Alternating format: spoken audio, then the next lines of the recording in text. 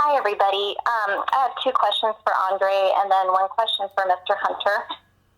Andre, thank you for taking time away from training to do this call. I really appreciate it. Thank you. I appreciate it. Of course. So you showed tremendous character and strength of will, obviously, in the first fight to rise from the canvas against Kovalev and go on to earn the victory. But what I want to hear more about is how you not only fought on, but thrived as the fight progressed. How it felt to zap the energy from the guy they call the Crusher with your body work and bloody his nose in the 10th round. Would you tell me about that? Yeah, I think that, it was, it's just something that's in me. I've faced a lot of adversity inside the ring. Some of it the public has seen, a lot of it, maybe the public hasn't seen in the many gyms and the many sparring sessions and just everything that you got to do to get to a certain level in the sport.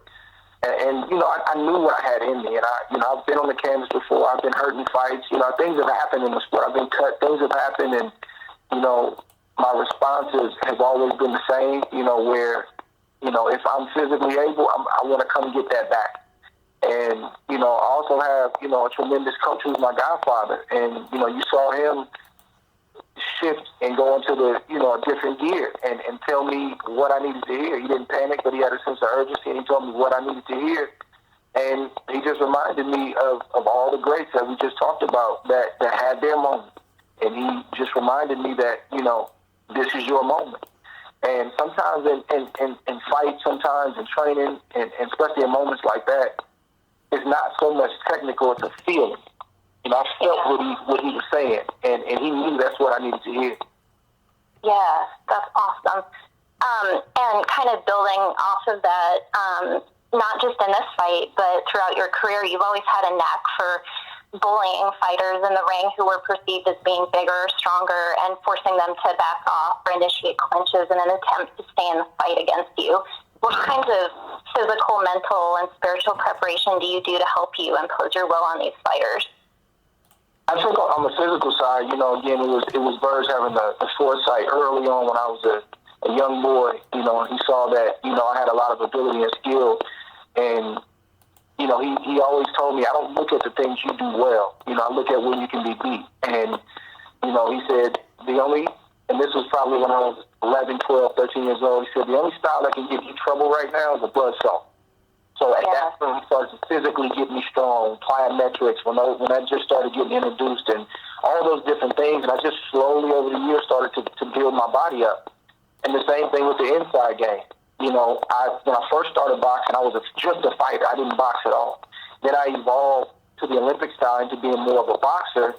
And then as I turned professional, Verge realized that I needed to evolve and be able to do both. So he put that body vest on, that shield. He get the big mitts and say, okay, we got to work on your inside game. And I honestly hated it. I used to hate doing those drills because they were uncomfortable. I wasn't used to them.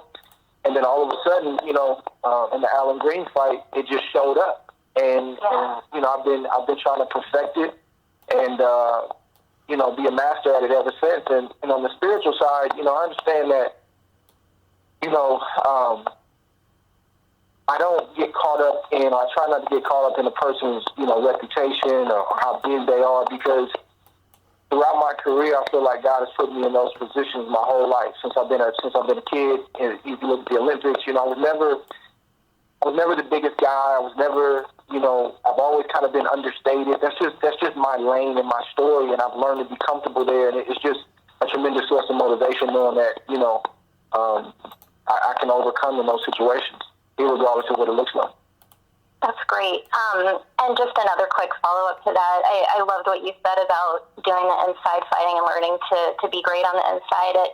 I actually recently read a boxing instruction book by Floyd Patterson from, decades ago, and he actually made the statement in there about the inside fighting, even at that time, I think it was in the 70s, was sort of a lost art, and that it's really, really hard to learn, and it's uncomfortable. And it sounds like you agree with that.